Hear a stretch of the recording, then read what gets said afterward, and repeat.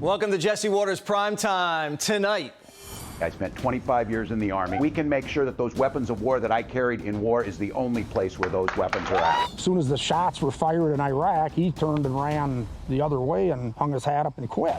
Walz lied about his military service.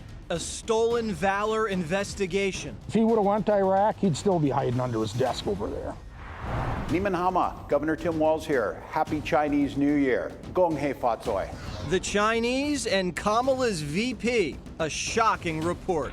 Mind your own damn business. Have they give you guys an explanation for why she won't take questions from reporters? No? Nobody? Okay, great. How long can Harris hide? You about to find out. Plus, I'm coming to tear your kingdom down!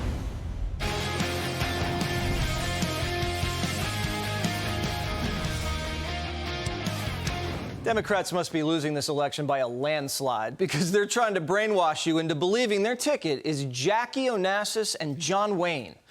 The CIA's propaganda organ, the New York Times, writes this about Kamala Harris. Are you ready? She marshals an arched brow, a studied hand flip, and carefully curated sentences. Her wave is controlled, her eyes always fixed on a distant point, her movements smooth. The last time the Times slobbered over a politician this blatantly, Chris Matthews got a thrill up his leg. She was John Wayne last night. She was a leader, and she was clear that she was the boss. To speak to that room as if she owned it, she was the MC of that room. Laying on the flattery, this sticks. It kind of even makes Kamala uncomfortable. Even I don't like it when people kiss my butt that much.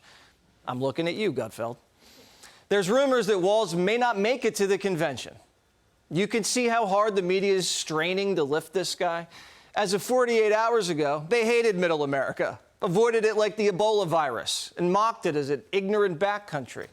They're now praising the old white man from Minnesota as a relatable blue-collared family guy with a folksy charm. All-American definition of a man from middle America. High school teacher, football coach. He has this folksy, personal, informal vibe that has really appealed to a lot of Democrats. He's a kind of a folksy guy, very friendly, nice guy. They're totally approachable. You get the feeling that he's got plenty of neighbors that wear MAGA hats, and he picks up their paper and brings it to their front door, and they're his friends. Walz has an ability to be, I know one person said cuddly. Cuddly. Now, when the media calls you folksy, it means they think you're a hick who can trick other hicks into voting Democrat. They're just trying to use Walz's hick bait to lure white dudes for Kamala into their net. So what if he hunts? He wants to take away your guns. What kind of friendly guy castrates 6-year-olds? Coach Walz, where are the tampons? I don't think football coaches stock tampons in the boys' locker rooms. Tampon Tim spent his honeymoon in China, which Chinese intelligence paid for. More on that later in the show. Walz is a hoax. He's not middle-of-the-road, moderate, all-American dad. This is who he says he is. Governor Walz, are you a progressive or are you a centrist? I'm a progressive. Trump's running against a woke woman and a progressive VP named Tampon Tim, who deserted his Army unit and lied about his rank. Minnesota Nuts is such a control freak, well, maybe he learned it the 30 times he went to China. He doesn't think the First Amendment guarantees free speech. Watch this. I think we need to push back on this. There's no guarantee to free speech on misinformation or hate speech, and especially around our democracy. Makes perfect sense why you set up COVID snitch lines during lockdowns so you can rat your neighbor out for walking his dog. Timmy's the kind of neighbor who calls the cops if your music's too loud. He didn't protect Minneapolis when it was barbecued by Black Lives Matter, because I have friends in Minneapolis who were terrified that their homes were going to be invaded. They had kids at home, fires burning all night long. You guys text us every night from Minnesota, telling us you had to move out, and most of you went to Florida. The media has inflated this guy's resume like he inflated his own. Walz never went to war. He never saw combat. He was never in a war zone. But for years, he's been claiming otherwise. I spent 25 years in the Army and I hunt. We can do background checks. We can do CDC research. We can make sure we don't have reciprocal carry among states. And we can make sure that those weapons of war that I carried in war is the only place where those weapons are at. Walz never carried weapons in war. He's lying. And he's been giving reporters the impression that he's been a combat vet for years. Bloomberg putting out a piece saying Walz served, quote, in Iraq as part of Operation Enduring Freedom. Walz never went to Iraq. And Bloomberg had to retract it.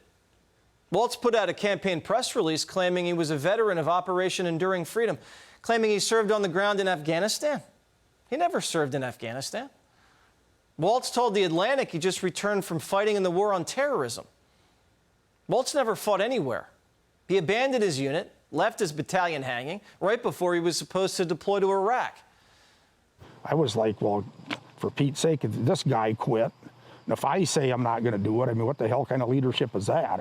If a company would say that we're going to deploy to Iraq or somewhere and you're going to be gone for whatever amount of time, and then the foreman just says, no, I'm not going. I mean, what does that say to the 500 people that work in that factory? He was a congressman. He bragged that he was a command sergeant, retired command sergeant major. I'm the highest ranking person ever in the House, and all this lie that he was telling. And there was lots of public, lots of cards coming in the mail, for him to be elected. They said right on there he's a retired command sergeant major, just tooting his own horn, just hanging on the coattails of people that actually are command sergeant majors that went through all the process and put all the time in. Stolen valor is really what it is. I don't know of anybody else that's done what he's done. But we called it the truth about Tim Walz.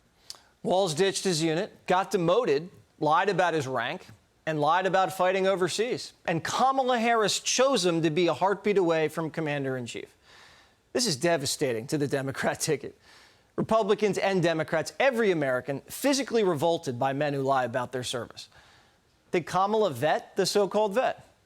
It's the only decision she's ever made in the last 4 years, and she chose a Chinese honeymooning, Army unit abandoning, child castrating, defund the police progressive with the nickname Tampon Tim.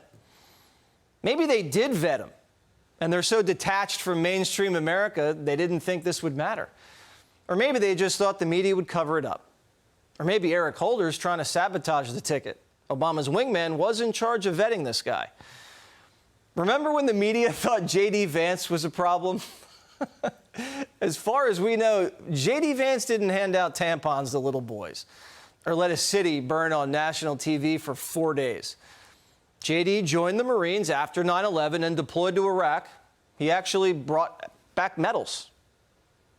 You know what really bothers me about Tim Walz as a Marine who served his country in uniform? When the United States Marine Corps, when the United States of America asked me to go to Iraq to serve my country, I did it. I did what they asked me to do it, and I did it honorably, and I'm very proud of that service. When Tim Walz was asked by his country to go to Iraq, you know what he did? He dropped out of the Army and allowed his unit to go without him. I wonder, Tim Walz, when were you ever in war? When was this, what was this weapon that you carried into war, given that you abandoned your unit right before they went to Iraq, and he has not spent a day in a combat zone? What bothers me about Tim Walz is the stolen valor garbage. Do not pretend to be something that you're not. This is the biggest political scandal in America today, and Walz won't answer any questions about it. Instead, he's hiding behind Girl Scouts. Governor, Vance accused you of stolen valor. Your response? Governor!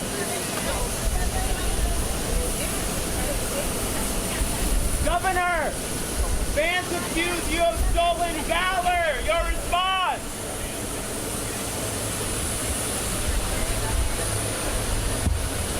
Tim AWOL and Hayden Harris, what a couple. J.D. Vance strolled over to Kamala's tarmac in Wisconsin this afternoon to shame the press for participating in this pathetic cover-up. I figured I'd come by and, one, just get a good look at the plane, because hopefully it's going to be my plane in a few months. But I also thought you guys might get lonely because the vice president doesn't answer questions from reporters and hasn't for 17 days. Have they given you guys an explanation for why she won't take questions from reporters? No? Nobody? Okay, great. Well, I hope that she changes her mind, because it'd be good for the American people, and I think it'd be good for you all if she actually ran a real campaign instead of one from a basement with a teleprompter. So have a good one, guys. See ya. Kamala picked a lying weirdo to be VP after she found out her husband Doug got the nanny pregnant. And they're using Girl Scouts as human shields. And the media has to run a 91-day cover-up operation to get them out of the mess they're in. Didn't earn the nomination, stole her president's war chest, since waltzing around the country with a Chinese cutout who lied about serving in Iraq. While the media calls them joyful, jolly old middle-of-the-road patriots. This is the stupidest campaign I've ever seen. It's not even a real campaign. It's like they're pretending to campaign. What kind of Democrat's afraid of the media? When you're a Democrat and you're in trouble, you run to the media so they can save you. Things have to be so bad that they know the media won't save them. It'll only make it worse. Kamala is running a basement campaign without the COVID excuse or the age. And since she's too scared of interviews, she's paying people to say nice things about her. Watch. Last month, Sunay says she was hired by Protect Our Care, a progressive advocacy group that relies on anonymous donors. She made a video warning about Trump's second-term agenda.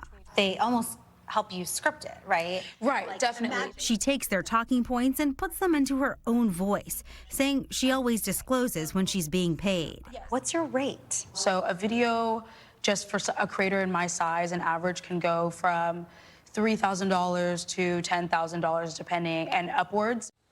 $10,000 to read Democrat talking points. It's what CNN calls journalism. This cannot last. Click here to subscribe to the Fox News YouTube page to catch our hottest interviews and most compelling analysis. You won't get it anywhere else.